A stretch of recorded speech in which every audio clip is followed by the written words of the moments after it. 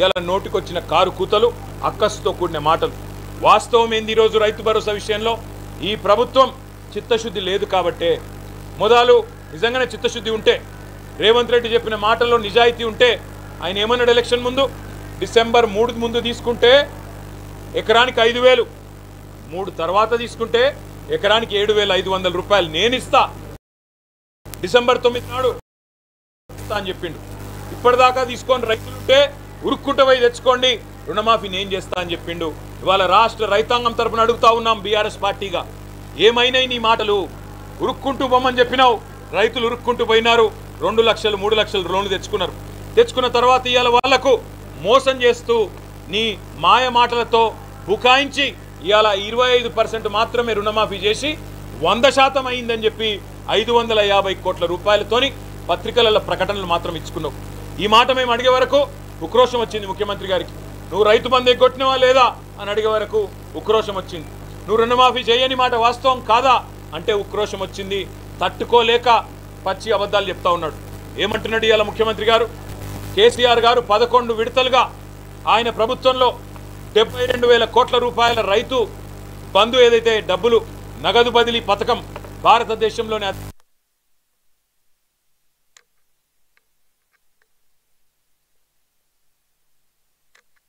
72,000 కోట్లు దుర్వినియోగం జరిగింది, పక్కకు పోయినాయని చెప్తున్నారు. అలా ముఖ్యమంత్రి మాట్లాడిన మాటలు ఇవ్వాలి ఎవరని వింటే నేను మీడియా మిత్రులతో కోరుతా ఉన్నా. ముఖ్యంగా దయచేసి ఆయన ఏం దేవుడు కాదు, ఆయన చెప్పింది ఏం భగవద్గీత కాదు, బైబిల్ కాదు, ఖురాన్ కాదు, మన్ను కాదు, మశానం కాదు. పచ్చి దొంగ, ఓటుకు నోటు దొంగ ఆయన చెప్పేయని పచ్చి అబద్ధాలు. ఎందుకు చెప్తున్నానో కూడా ఈ మాట చెప్తా. ఎందుకంటే ఇవాళ ముఖ్యమంత్రి మాట్లాడిన మాటలు ఎట్లా మాట్లాడిండు? 22,000 కోట్లు రియల్ ఎస్టేట్లోకి పోయినాయి, క్రషర్లకు పోయినాయి, రోడ్లలో ఉన్న భూములకు పోయినాయి. ఎందుకంటే ఆయన మాట్లాడితే మైక్ కట్ కాదు, ఎన్ని అబద్ధాలైనా అలవోకగా చెప్పే అసమాన సామర్థ్యం ఉంది రేవంత్ రెడ్డికి. కానీ వాస్తవం ఏంది? నేను మంత్రి గారిని అడిగిన 22,000 కోట్లలో ఏమేమి ఉన్నాయని అడిగిన. మంత్రి గారు ఏం చెప్తున్నారు? ఆ 22,000 కోట్లలోనే సాగు చేయని వాటికి ఏవైతున్నాయో అవి కూడా ఉన్నాయని చెప్తున్నాడు. మీకు అర్థం కావాలా, రాష్ట్ర ప్రజలకు కూడా అర్థం కావాలా. ఇవాళ ఒక పత్తి చేను ఉంటే సంవత్సరంలో 12 నెలల్లో 8 నెలలు పత్తి చేను ఉంటుంది. మొత్తం కంది చేను ఉంటే 8 నెలలు ఉంటుంది పంట, 8 నెలల పంట. అది పత్తి అయినా కందైనా 8 నెలల పంట. ఇప్పుడు వీళ్ళ లెక్క ఎట్లుందంటే ఆ మిగతా 4 నెలలు రైతులు సహజంగా ఇడిచిపెడతారు. ఇంకో 4 నెలలకు ఏం చేస్తాం, కూరగాయల పంటను ఇంకోటో ఏం పెడతామని చెప్పి ఇడిచిపెడతారు.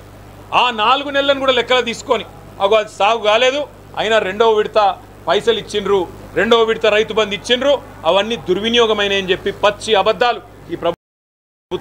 నేను ఒకటే మాట్లాడుతూ ఉన్నా ఈ ప్రభుత్వాన్ని, కంది చేన్లు పత్తి చేన్లు పండించే రైతులు, ఈ పంటలు పండించే రైతులు, వీళ్ళకి రేపటి రోజున మీరు 2వ పంటకు రైతు బంధు ఇయ్యరా?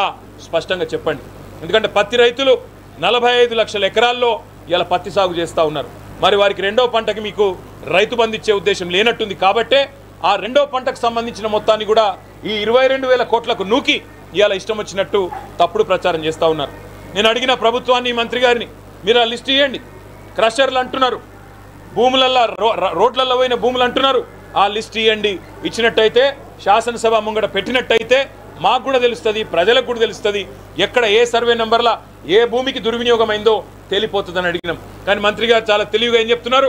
లేదు ఇది 2వ పంట పండించిన వాళ్ళ కూడా లిస్టు కూడా ఇళ్ళనే ఉంది, అన్ని కలిపే 22,000 కోట్లు అని చెప్తున్నాడు. నేను మళ్ళీ చెప్తున్నా, పత్తి రైతులు, కంది రైతులు రాష్ట్రంలో దయచేసి మోసపోకండి.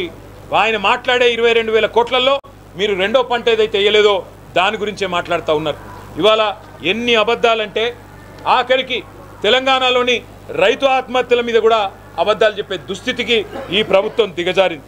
2014లో మాకు ఆనాడు అధికారంలోకి వచ్చిన తర్వాత ఆ రోజు రైతు ఆత్మహత్యలు సంవత్సరానికి ఎన్సీఆర్బీ ప్రకారం, నేషనల్ క్రైమ్ రికార్డ్స్ బ్యూరో ప్రకారం 2014లో 1348 రైతు ఆత్మహత్యలు జరిగినాయి. 2015లో 1400, 16లో 645, 17లో 851, 18లో 908. అక్కడికి వెళ్ళి రైతు బంధు స్టార్ట్ అయింది. రైతు బంధు స్టార్ట్ అయినాక 2019లో 499, 2020లో 471, 2021లో 359, 22లో కేవలం 178.